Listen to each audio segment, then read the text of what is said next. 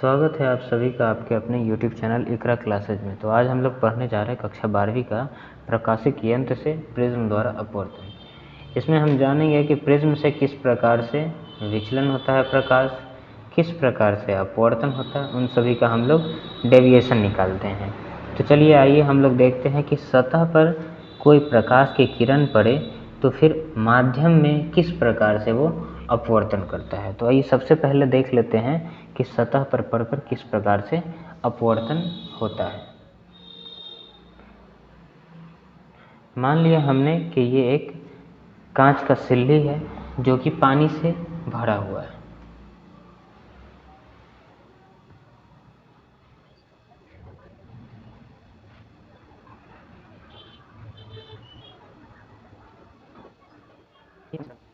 ये पानी से भरा हुआ एक कांच का सिल्ली है।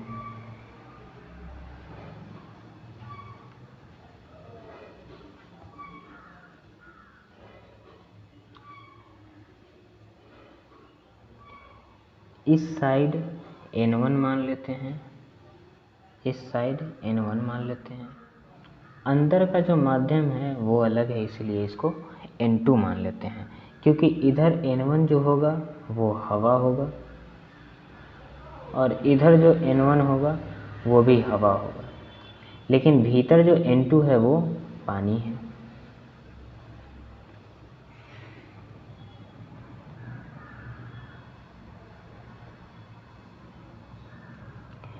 तो माना कि कोई प्रकाश की किरण इधर से आपतित होती है। अगर कोई प्रकाश का किरण इधर से आपतित हुआ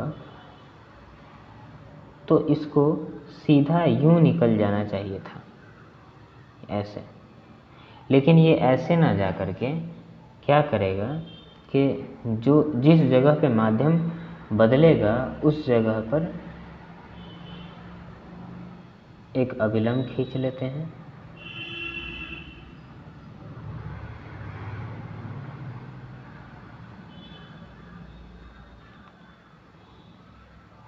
तो ये आया इस बिंदु पे, इस बिंदु पे आया, इस बिंदु पर। जब ये इस बिंदु पर पड़ा तो इसी बिंदु के बाद से माध्यम में बदलाव हो रहा है। क्योंकि इस तरफ का माध्यम हवा, इस तरफ का माध्यम हवा है, लेकिन कांच के सिल्ली के अंदर का जो माध्यम है वो है हवा। तो जिस प्रकार से हम लोग बाइक्स वगैरह चलाते हैं, और अगर सड़क देखा जाए कि मान लेते हैं कि ये वाला जो सड़क है, इतना जो हमने खाली जगह छोड़ा जिसमें हमने टिक का निशान लगाया था, ये वाला जो सड़क है हमारा, ये सड़क पिच का है। और मानते हैं कि ये जो सड़क है, ये सारा का सारा ये सड़क मान लेते हैं कि ये ईंटा का सोलिंग बिछाया हुआ है। तो जब हम बाइक लेकर जाएंगे तो इसमें बड़ा स्पीड से जाना होगा, लेकिन इसमें गति धीमी हो जाएगी। तो जिस प्रकार से हम इधर बाइक बहुत स्पीड से लेकर जाते हैं और माध्यम मतलब कि रास्ते के बनावट में परिवर्तन हुआ, तो हमने अपना स्पीड चाल में बदलाव किया कि इस एरिया में हम स्पीड गए, लेकिन यहाँ आए तो हम थोड़ा स्लो हो गए। उसी प्रकार से जब माध्यम विरल और माध्यम सघन, विरल माध्यम में प्रकाश बहुत स्पीड चलता है और सघन माध्यम में प्रकाश बहुत स्लो चलता है। तो चूँकि हमारा ये हवा है तो हवा हो गया हमारा विरल माध्यम, और पानी है तो पानी हमारा हो गया सघन माध्यम। तो प्रकाश की जो गति होगी ये हवा अर्थात विरल में बहुत ही स्पीड होगा और पानी अर्थात सघन में बहुत ही स्लो हो जाएगा मुकाबले हवा के। मतलब जब प्रकाश की गति में परिवर्तन होगा तो वैसी परिस्थिति में प्रकाश का जो पथ है वो अपने जाते हुए इस पथ से विचलित होगा। तो उसके लिए एक डेफिनेशन बनता है कि जब प्रकाश विरल माध्यम से सघन माध्यम में जाती है तो वो किस दिशा में मुड़ेगी, तो वो अभिलंब की ओर झुक जाती है। तो ये अभिलंब की ओर झुक गया। अब यहाँ पर जब देखोगे आप तो यहाँ पता चलेगा कि इस बिंदु पर इस जगह पे पड़ने के बाद प्रकाश के वापस से एक पॉइंट बनता है जहाँ प्रकाश जब निकलेगी तो माध्यम में परिवर्तन होगा। क्योंकि यहाँ से लेकर यहाँ तक जब कोई किरण आया तो आते टाइम में माध्यम सिर्फ और सिर्फ अंदर सघन अर्थात पानी था, लेकिन यहाँ इस बिंदु से जब वो बाहर निकलेगा तो यहाँ से बाहर निकलते टाइम में इधर उसे हवा माध्यम मिलेगी, मतलब माध्यम में फिर से बदलाव होने की स्थिति है। तो इस जगह पे हम एक अभिलंब खींच लेते हैं।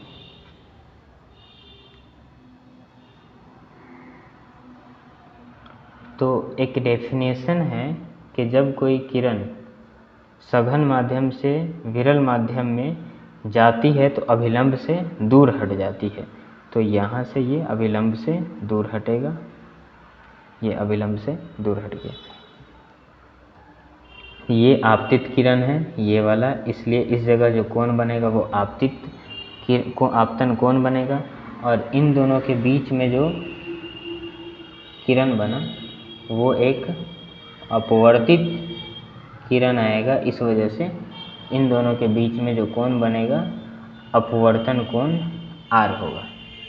आपतित किरण अपवर्तित किरण, आपतित किरण अपवर्तित किरण, आपतन कोण अपवर्तन कोण, आपतन। तो यहाँ आपको बात समझ में आई कि ये एक सतह हुआ जिस सतह से ये तय किया जाता है कि इस तरफ का माध्यम कुछ और हुआ, इस तरफ का माध्यम कुछ और हुआ। ये भी एक सतह हुआ जो ये तय करता है कि इस तरफ का माध्यम कुछ और है, इस तरफ का माध्यम कुछ और है। जब माध्यम में बदलाव हुआ तो वैसी परिस्थिति में प्रकाश के जाने का जो गति है उसमें भी बदलाव हुआ। जब प्रकाश के जाने की गति में बदलाव होगी तो प्रकाश अपने पथ से थोड़ा सा विचलित जरूर होगा। मतलब यहाँ तक की बात समझ में आई कि अपवर्तन होता कैसे है, मान क्या होता है। तो चलिए सबसे पहले हम प्रिज्म के बारे में देख लेते हैं।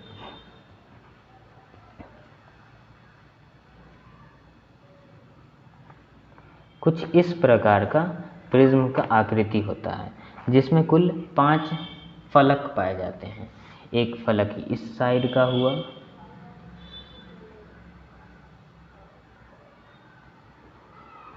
एक फलक इस साइड का हुआ, एक फलक नीचे का, एक फलक उस साइड का, एक फलक फ्रंट का, एक फलक बैक का उस साइड का, इसमें उस साइड का बैक का। तो मतलब टोटल का टोटल इसमें 5 फलक पाए जाते हैं, जिसमें से 3 फलक जो होते हैं वो पाए जाएंगे आपका आयताकार, और 2 फलक जो पाए जाते हैं वो पाया जाएगा आपका त्रिभुजाकार। तो यहाँ पर हम 2 फलक आकृति में लेने वाले हैं। एक वो मतलब दोनों फलक जो होगा वो आयताकार होगा। तो आइए हम लोग अब आकृति ले लेते हैं।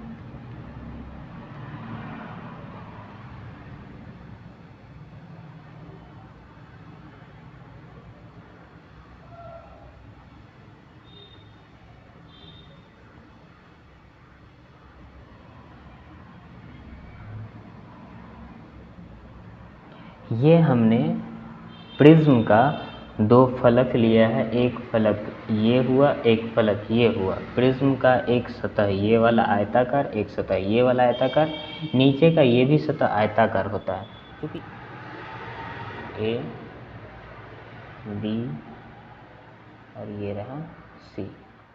तो सतह AB पर एक प्रकाश की किरण आपतित होती है। अभी अभी हमने पढ़ा कि जब किसी सतह पर प्रकाश की किरण आपतित होती है तो माध्यम में परिवर्तन होता है। ये माध्यम आपका N1 रहेगा, अंदर का माध्यम N2 होगा और बाहर का माध्यम जैसा का तैसा होगा। माध्यम 1, माध्यम 2 और माध्यम वही, मतलब कि प्रिज्म के अंदर का जो माध्यम होगा वो बदल जाएगा, क्योंकि ये कांच का बना होता है, क्वार्ट्ज का बना होता है, और बाहर तो हवा माध्यम होता है। इस वजह से हम बाहर एक माध्यम मान लेते हैं N1, तो बाहर इधर भी एक माध्यम होगा N1, लेकिन अंदर का माध्यम N2 होगा। अब जब प्रकाश की किरण प्रिज्म के AB सतह पर आपतित हुई है तो इस जगह पे ये अपवर्तित होगी। तो अपवर्तित होने के लिए इस पे हम एक परपेंडिकुलर खींच देते हैं।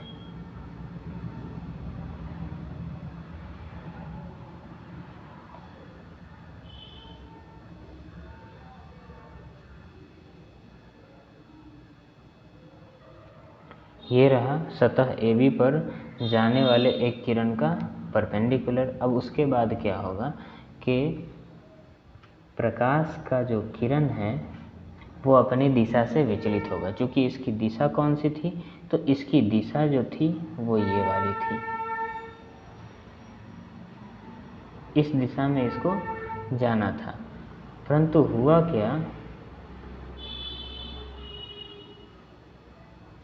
कि ये इस दिशा में न जा करके प्रकाश माध्यम में जब परिवर्तन हुआ तो इस दिशा में न जा करके ये विरल माध्यम, सघन माध्यम, विरल माध्यम से सघन माध्यम में जाने वाली प्रकाश की किरणें अभिलंब की ओर मुड़ जाती है। तो ये यहाँ से अपने अभिलंब की ओर मुड़ जाएगी।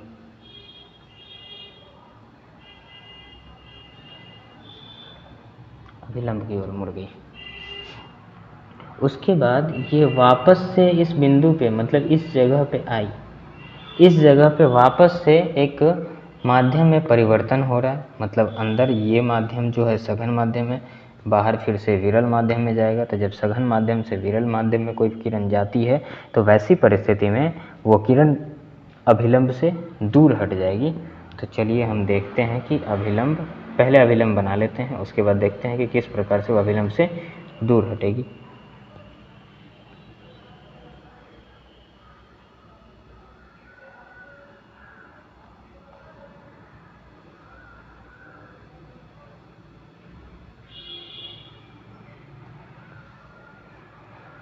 तो ये अभिलंब बन गया।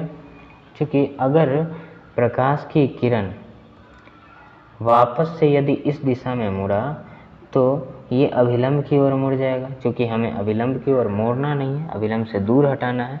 तो वैसी परिस्थिति में ये किरण इस तरह से निर्गत हो जाएगी अभिलंब से दूर। अगर इस तरफ जाती तो अभिलंब की तरफ जाती, लेकिन इस तरफ आई तो अभिलंब से दूर हट गई। अब देखते हैं कि प्रकाश का जो ये किरण, ये वाला जो किरण, ये किरण इस दिशा में जब ये आया है तो अगर हम इसके पीछे देखते हैं तो इसका कोई स्रोत नहीं दिखता। लेकिन अगर हम इसको पीछे की ओर बढ़ा दें तो इसका एक स्रोत बन जाएगा।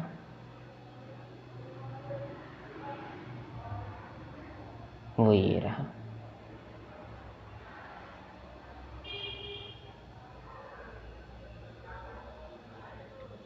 ये रहा इसका स्रोत। इसके बीच में जो झुकाव बनता है उसी को हम विचलन कोण कहते हैं। विचलन कोण को हम दिखाते हैं डेल्टा के माध्यम से। विचलन कोण को हम दिखाएंगे डेल्टा के माध्यम से।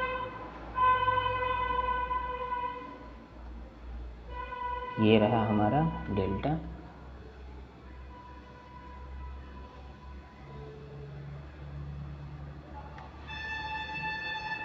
ये हमारा डेल्टा रहा। उसके बाद सबसे पहले अब नामकरण कर लेते हैं। इस जाने वाली किरण का नाम P, इसका नाम इस जगह पे सतह पे आके रुकी Q, इसका नाम रख लेते हैं R, ये निकला सो हो गया S।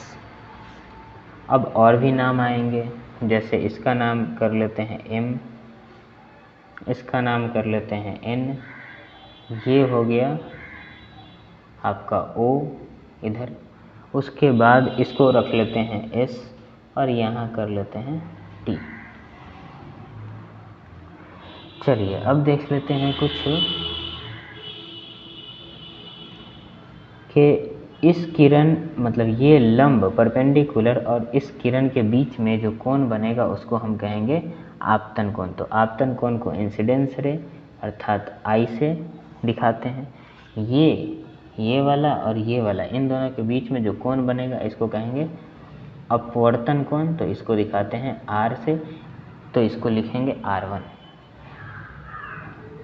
अब यहाँ इन दोनों के बीच में जो गई किरण उसको कहेंगे निर्गत किरण। तो निर्गत कोण बनेगा हमारा E से निर्गत कोण को दिखाएंगे। फिर ये जो किरण होगा, चूँकि अंदर से बाहर, मतलब कि इस पॉइंट से अगर कोई इस सतह के लिए किरण आ रही है तो इसको हम कहेंगे आपतित किरण। तो हमारा जो आपतित किरण होगा वो हो जाएगा आपतन कोण होगा वो हो जाएगा R2, आपतन कोण R2। मतलब ये कि इस बिंदु से इस बिंदु तक आने वाली किरण को हमने आपतित किरण कहा इस सतह के लिए। अब इस जगह से जब कोई किरण जाएगी तो इस सतह के लिए ये अपवर्तित किरण है, परंतु इस सतह के लिए ये आपतित किरण है। मतलब कि इस सतह के तरफ ये किरण आपतित हो रही है, इस वजह से हमने उसको आपतित किरण कहा।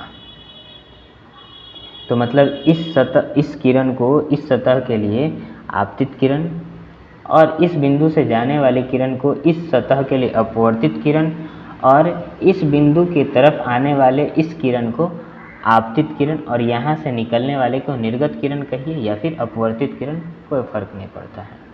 तो निर्गत किरण हो गया वो। तो निर्गत कोण जो होगा वो ई हो गया, और हमारा इस जगह पे आपतन कोण जो AC के लिए है वो R2 हो गया। पहला कोण, इसको हम प्रिज्म कोण कहेंगे, इसको प्रिज्म कोण कहा जाएगा। ये रहा आपका प्रिज्म कोण। प्रिज्म कोण हुआ A प्रिज्म कोण है, A हो गया आपका प्रिज्म कोण। इस कोण का अगर बात किया जाए तो ये कोण आप अगर देखो, मान लिया जाए कि अगर इसको हम इस दिशा में बढ़ाते हैं ऐसे, तो यहाँ का कोण और ये कोण, ये दोनों सम्मुख कोण बनता है। जब ये दोनों सम्मुख कोण बनते हैं तो इसका मतलब है कि ये पूरा का पूरा कोण मिल के तब ये कोण है। जब ये पूरा का पूरा कोण मिल करके वो कोण है, ये कोण और ये कोण दोनों मिल करके आपस में बराबर होंगे, तो इसका मतलब ये है कि सिर्फ अगर इसको निकालना हुआ तो वैसी परिस्थिति में इस बड़े कोण को छोटे कोण से घटा देंगे तो ये वाला हमारा मिल जाएगा। तो मतलब ये कि बड़ा कोण I, छोटा कोण R1, इन दोनों को जब हम घटा देंगे तो हमारे पास जो एंगल बनेगा वो I माइनस R1 बनेगा। उसी तरह से अगर हम देखें कि अगर ये लाइन, ये वाला लाइन, अगर ये लाइन, ये किरण अगर यहाँ पर अपवर्तित ना होती और यूं ही सीधे निकल गया होता तो वैसी परिस्थिति में ये किरण ऐसे जाती।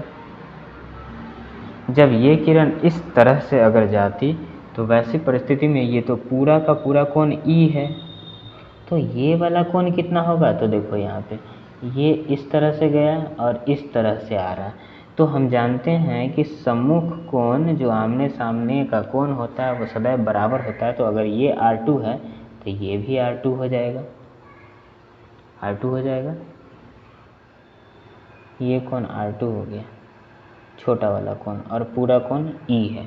तो वो अगर R2 हो गया तो सिर्फ और सिर्फ ये कोण का मान अगर निकालना हुआ तो हम पूरे में से R2 को अगर घटा देते हैं तो सिर्फ ये वाला निकल जाएगा।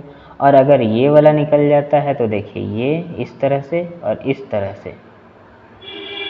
से जो किरण जा रही है, तो वैसी परिस्थिति में इसके सामने का कोण ये वाला हुआ तो इसके बराबर ये कोण हो जाएगा, मतलब कि वो सम्मुख कोण हो जाएगा। तो E minus R2 equals to उस जगह का वो कोण हो जाएगा। ये हो गया आपका ये कोण। तो मतलब हमारा फिगर तैयार हो चुका है। अब आप अच्छी तरह से देख लीजिए कि फिगर कहना क्या चाह रहा है, कुछ समझ में आ रहा है कि नहीं। कि ये वाला किरण जो गई वो आपतित किरण, यहाँ से यहाँ तक जो किरण आई वो अपवर्तित किरण, परंतु इस सतह के लिए आपतित होगा, और यहाँ से यहाँ जो आई वो हो गया निर्गत किरण। तो हम देखते हैं कि बिंदु A, बिंदु Q, बिंदु N और बिंदु R ये एक चतुर्भुज बना रहा है, और हम जानते हैं कि चतुर्भुज के चारों कोणों का योग 360 डिग्री होता है। चतुर्भुज A, Q, N और R में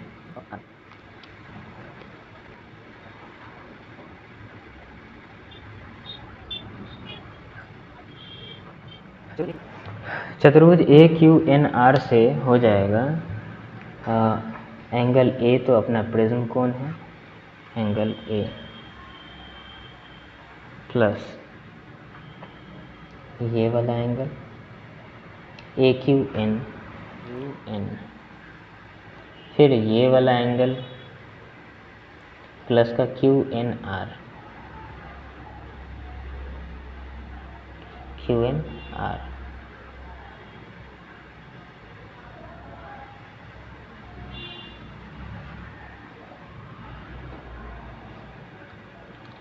फिर ये वाला angle N R A plus angle N R A equals to 360 degree. 360 degree हो गया। अब क्या है कि हम जानते हैं कि अगर कोई सतह पर कोई रेखा लंबवत पड़ती है तो उनके बीच का जो कोण होता है वो 90 डिग्री का होता है। तो यहाँ पर हो जाएगा चित्र से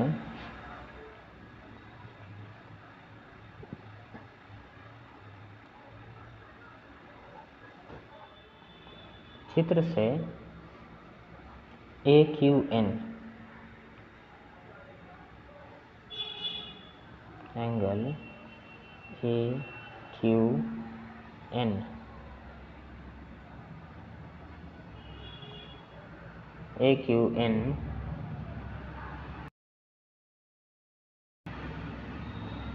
बराबर इस पर भी एक For that, you'll have to turn on Wi-Fi and connect to a network. R बिंदु पर भी ओ एन जो है ये लंबवत पड़ती है। इसका मतलब इसका अर्थ ये हुआ कि एन आर ए भी 90 डिग्री का हुआ। तो N R A equals to 90 degree.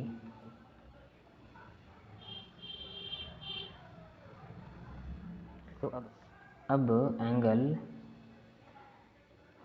Angle A plus A Q N और ए क्यू एन ये 90 डिग्री का कोण है, इस वजह से इस जगह पे उसके बदले में 90 डिग्री लिखेंगे।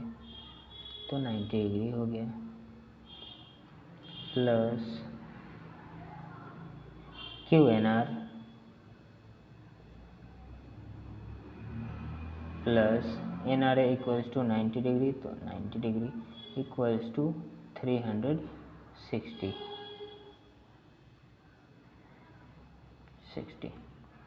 Angle A plus angle Q N R equals to 90 plus 180 और राइट साइड पक्षांतर करेंगे तो 360 minus 180 equals to angle A plus angle Q N R equals to 180।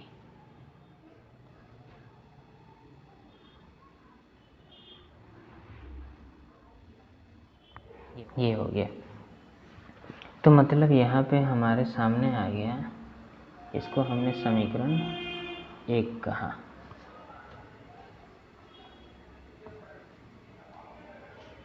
अब फिर से त्रिभुज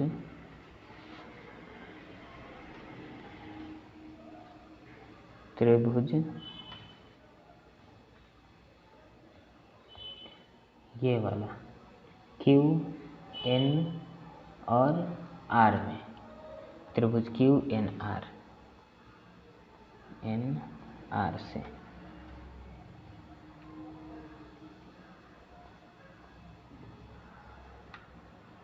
त्रिभुज क्यू एन आर में क्या हो जाएगा,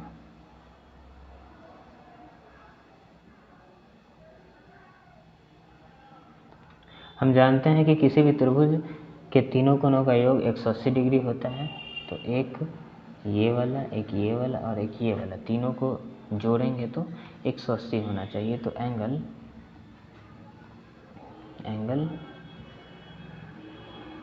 are Q N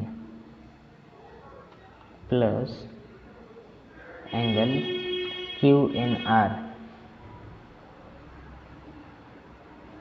plus angle NRQ equals to 180 degree.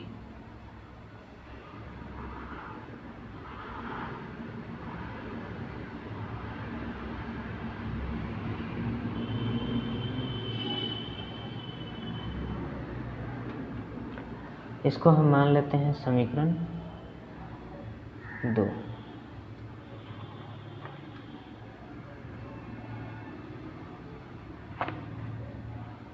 समीकरण 1 और 2 से देखिए,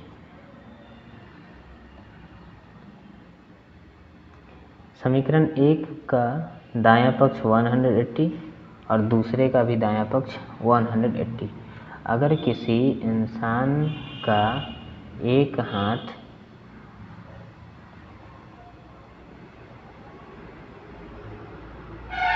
ये वाला किसी दूसरे इंसान के दूसरे हाथ ये वाले इसके बराबर है, तो ये हाथ और ये हाथ भी आपस में बराबर होगा।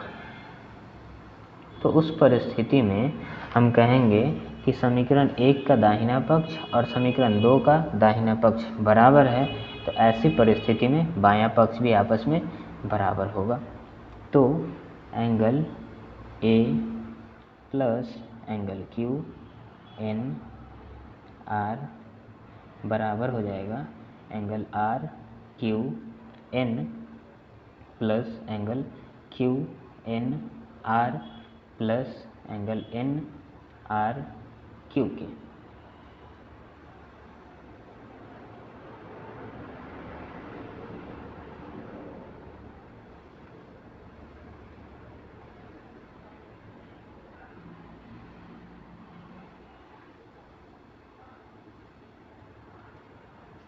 अब अगर हम इसको थोड़ा ध्यान से देखें तो बायां पक्ष का क्यू एन आर दाहिने पक्ष का क्यू एन आर को कैंसिल कर देगा। A equals to R Q N. अगर ध्यान दिया जाए तो ये आर, ये क्यू और नहीं, ये आर, ये क्यू और ये एन का मतलब हुआ कि क्यू जो हुआ वो एंगल R1 है, तो इस जगह पे हम उसका वैल्यू R1 लिखेंगे, R1। और उसके बाद NRQ ये रहा,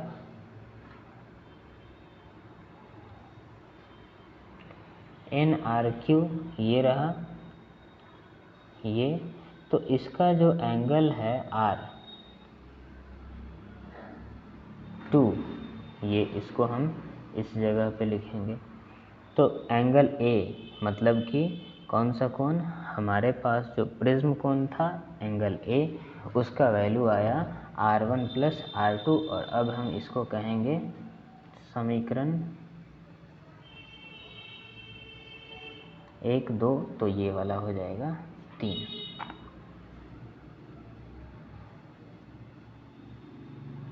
ये हो गया समीकरण आपका 3।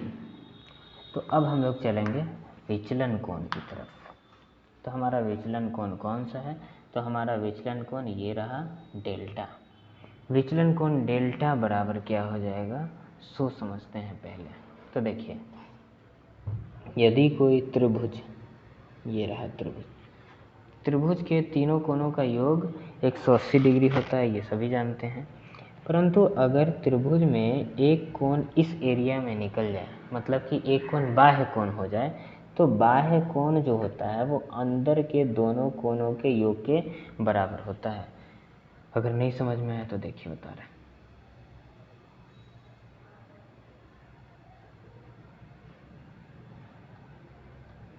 मान लेते हैं कि ये एक कोण है या फिर रेखा। इस रेखा पे जो कोण बनेगा वो बनेगा 180 डिग्री का कोण बनेगा। वैसी परिस्थिति में अगर हम कोई रेखा और खींचेंगे ये, तो इस वाले एंगल और इस वाले एंगल, दोनों एंगल का जो योग होगा वो कितना होना चाहिए, 180 डिग्री होना चाहिए, बिल्कुल होना चाहिए। तो अब अगर हम देखें कि ये त्रिभुज रहा, तो इस त्रिभुज में अगर देखा जाए कि ये वाला एंगल ये पूरा मिला करके 180 डिग्री का होना चाहिए, तो मान लेते हैं कि ये 120 डिग्री का कोण है, 120 डिग्री का कोण है। तो ये अंदर का कितना होगा 60। हम जानते हैं कि त्रिभुज के तीनों कोणों का योग कितना डिग्री का होता है 180 डिग्री का।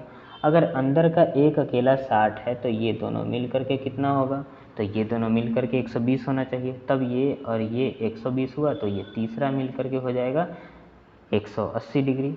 तो त्रिभुज के तीनों कोणों का योग 180 डिग्री होता है। चूँकि इस 60 को अगर हटा दिया जाए तो फिर इसके और इसके दोनों के योग जो होगा वो इसके बराबर हो जाएगा। मतलब ये वाला और ये वाला कोण मिल करके 120 डिग्री का कोण बनाता है। अर्थात अंतः कोणों का योग जो होता है, अंतः दो कोणों का योग बाह्य कोण के बराबर होता है। तो यहाँ तक क्लियर है। तो चलिए अब देखिए कि ये डेल्टा जो है वो एक, जैसे कि ये देखो, ये है आपका डेल्टा, और इस एरिया में एक एंगल है आपके पास और इस एरिया में एक एंगल है। इस कोण का नाम है I माइनस R1 और इस कोण का नाम है E minus R2, E minus R2 है। तो ऐसी परिस्थिति में डेल्टा इक्वल्स टू हो जाएगा आपका ये वाला और ये वाला, इन दोनों को जोड़ देना है तो डेल्टा बराबर हो जाएगा। तो आइए अब हम लोग प्रश्न से चलते हैं। Delta equals to I minus का R1 प्लस E माइनस का R2।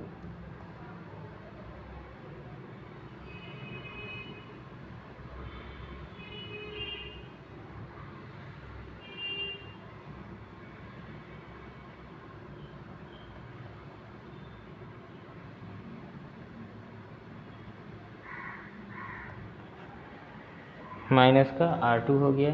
तो अब हमारे पास विचलन कोण I माइनस R1 और R2 है। अगर इसको हम सॉल्व करें तो क्या हो जाएगा कि delta equals to I, bracket हटा देते हैं, I माइनस R1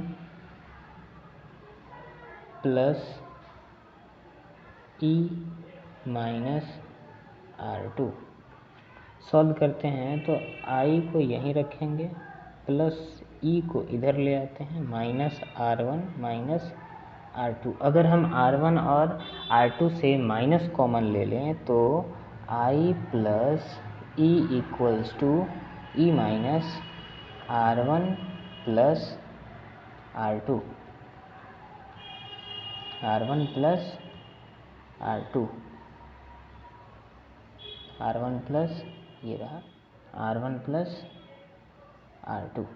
तो delta equals to I plus E minus R1 plus R2 हो गया हमारे पास। तो क्या आ गया delta equals to I plus E minus R1 plus R2। अब अगर देखा जाए R1 प्लस R2 का वैल्यू, तो देखो R1 प्लस R2 ये रहा हमारे पास R1 प्लस R2 समीकरण 3 से। R1 plus R2 equals to prism कोण अर्थात angle A। Then delta equals to I plus E minus A। ये हो गया हमारा समीकरण 4।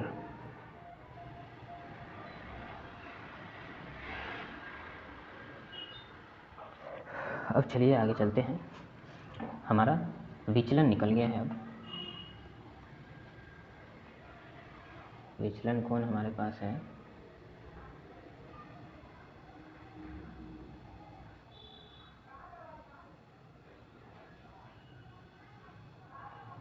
ये रहा हमारा विचलन कोण delta equals to I plus E minus A।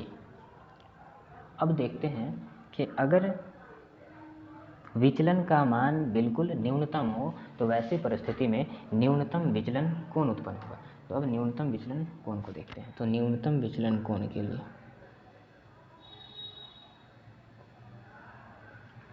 न्यूनतम विचलन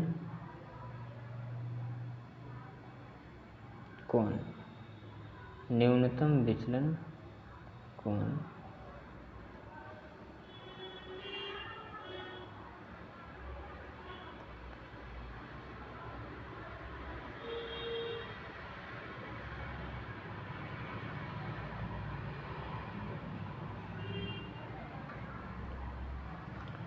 न्यूनतम विचलन कोण के लिए क्या हो जाएगा कि हमारा आई जो होगा ये वाला, ये आई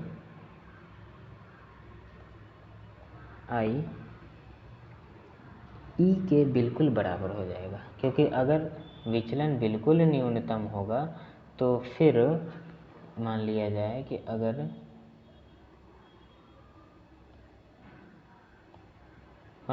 अगर ये एक त्रिभुज है, इसमें विचलन बिल्कुल भी ना हो तो कोण कहाँ बदल रहा है, कोण तो जैसा का तैसा है। तो वैसी परिस्थिति में I इक्वल्स टू आर दोनों बराबर हो जाएगा, उसमें तो कोई फर्क ही नहीं पड़ता। तो वैसी परिस्थिति में यहाँ I इक्वल्स टू हो जाएगा E और R1 R2 के बराबर हो जाएगा, इसीलिए हम इसको मान लेते हैं R।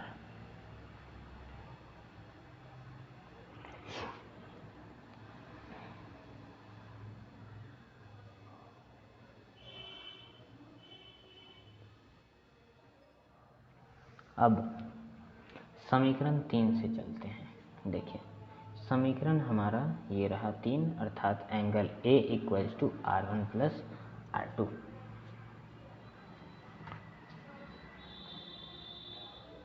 A equals to R1 plus R2। अब देखिए हमने जो माना है I equals to E, R1 R2 equals to R, उसको यहाँ हम पुट कर देते हैं। तो A equals to R plus R, तो इधर हो जाएगा R प्लस R का मान हो जाएगा 2R equals to A, then R equals to A divide by 2।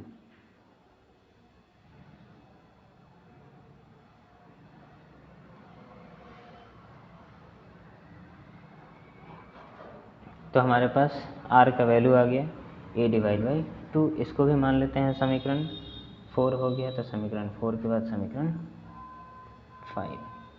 अब चलते हैं समीकरण 4 से। फिर delta equals to I plus E minus A। अब न्यूनतम विचलन को अगर देखा जाए तो विचलन को हमने न्यूनतम रखा है, तो न्यूनतम विचलन कोण की स्थिति में हमारा जो E का वैल्यू है E वो I के बराबर है। तो delta equals to I plus I minus का A। तो क्योंकि हमने न्यूनतम विचलन कोण माना है तो डेल्टा मिनिमम हो जाएगा, डेल्टा मिनिमम, मिनिमम का साइन M, तो delta minimum equals to I plus I minus A। तो डेल्टा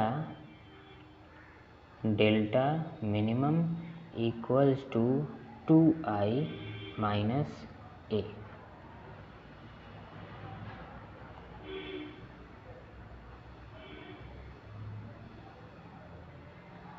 कि delta minimum plus A equals to 2I equals to 2I, then I equals to delta minimum plus A divide by 2। अब हमारे पास R का value A by 2 आया और I का value delta minimum plus A आया divide by 2, delta minimum plus A divide by 2, इसको हम मान लेते हैं समीकरण 6। ये हमारा हो गया समीकरण 6। तो इसके बाद चलते हैं हम स्नेल के नियम से। स्नेल के नियम से हमारा आर और आई का मान आ गया है, तो अब स्नेल के नियम से चलते हैं। स्नेल का नियम क्या कहता है? तो स्नेल का नियम कहता है कि भैया साइन आई बटा साइन आर इक्वल्स टू माध्यम 2 1 के सापेक्ष n2 1। अब आई का वैल्यू रखते हैं, तो साइन आई का वैल्यू आ गया है delta minimum plus A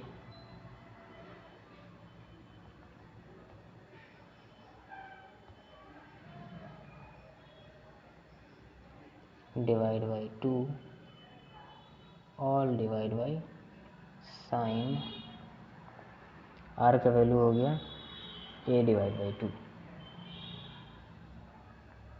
equals to n2 1। अब 2 कैंसिल हो गया, sine delta minimum plus A sine delta minimum plus A divide by sine A equals to n2 1।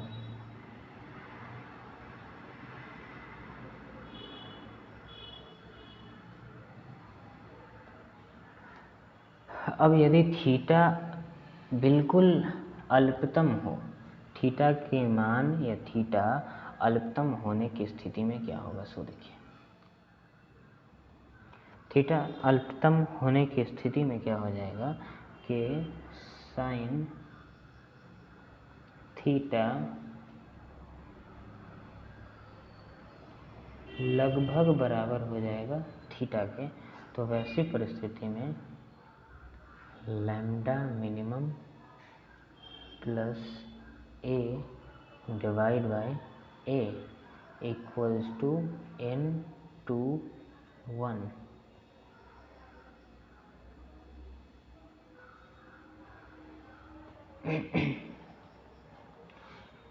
then n2 1 equals to lambda minimum divide by a plus a divide by a। अब यहाँ समझने की बात यह है कि lambda minimum divide by a plus a divide by a कहाँ से आया? तो देखिए, अगर हम यहाँ पे करें 3 और 6, 3/6 और 4/2 कैल्शियम, तो 6 और 2 कैल्शियम हो जाएगा 6।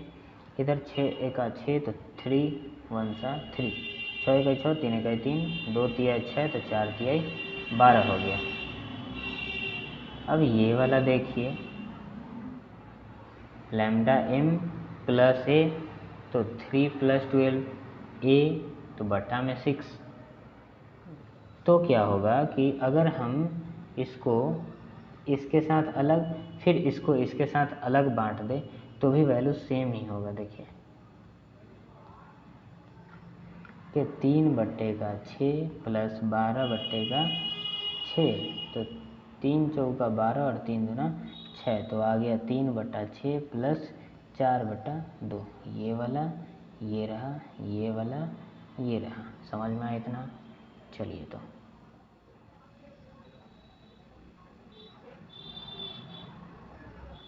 क्लियर है। तो n2 1 ये वाला यहाँ आया, तो a और a कट गया, बचा क्या? कुछ नहीं। तो n2 1 equals to lambda m divide by a plus का 1।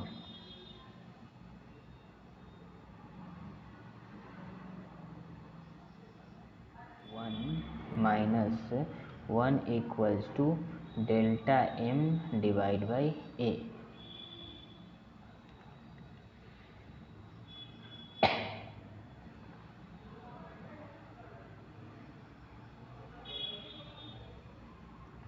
Delta m divide by A, अगर हम यहाँ पर a को इस साइड भेज दें, तो यहाँ पे हो जाएगा delta minimum equals to n2 1 -1 into ए।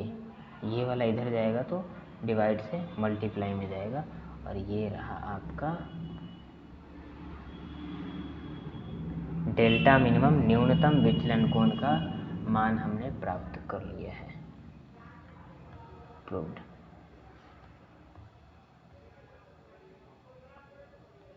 धन्यवाद। अगर वीडियो आपको अच्छा लगा हो, चीज़ें आपको समझ में आई हो, तो वैसे परिस्थिति में हमारे चैनल को सब्सक्राइब करें, बेल आइकन को दबा के रखें